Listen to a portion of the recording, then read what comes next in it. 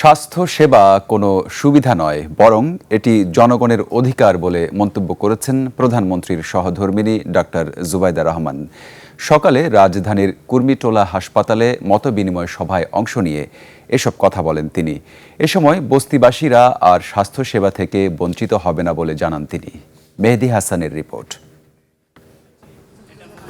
স্বাস্থ্যসেবার সমতা নিশ্চিত করা ও আধুনিক চিকিৎসা সেবা মানুষের দোরগোড়ায় পৌঁছে দেওয়া ছিল বিএনপির নির্বাচনী প্রতিশ্রুতি। এরই অংশ হিসেবে রাজধানীর কুর্মিটোলা জেনারেল হাসপাতালে 50 শয্যার কার্যক্রম শুরু করল সরকার। মঙ্গলবার সকালে এর উদ্বোধন করেন ডক্টর জুবাইদা রহমান। এ সময় হাসপাতাল ঘুরে রোগীদের খোঁজখবর নেন তিনি। পরে মতবিনিময় সভায় অংশ নেন ডক্টর জুবাইদা।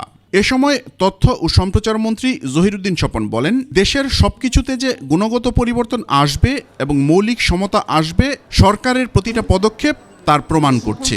চিকিৎসার ক্ষেত্রে যে মৌলিক সমতার জায়গাটা অর্জন করা দরকার, যা জনাব তারেক রহমান তার নির্বাচনী ইশতেহারে এবং আমাদের 31 দফাতে বারবার বলেছেন, এমনকি যুক্তরাজ্যের মতো আধুনিক দেশের সঙ্গে তাকে অনুসরণ করে কিভাবে করা যায় তাও আমরা উল্লেখ করেছি।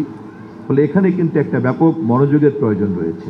এ সময় স্বাস্থ্যমন্ত্রী বলেন, সকলের জন্য সুস্বাস্থ্য নিশ্চিত করাই এখন সরকারের জন্য বড় চ্যালেঞ্জ। সবার জন্য সুস্বাস্থ্য আমাদের নেতা, আমাদের মাননীয় প্রধানমন্ত্রী, আমার দৃঢ় বিশ্বাস। আপনারা দেখেন ওনার চালচলন, we have to take lesson from him. Zubaida Rahman বলেন, দেশের স্বাস্থ্যখাত দীর্ঘদিন ধরেই অবহেলার শিকার। স্বাস্থ্যসেবা সবার দোরগোড়ায় পৌঁছে দেওয়ার অঙ্গীকার করেন তিনি। স্বাস্থ্য ব্যয়ের 72% সরাসরি জনগণ বহন করে। ফলে অসুস্থতা এখনো দারিদ্র্যের অন্যতম প্রধান কারণ।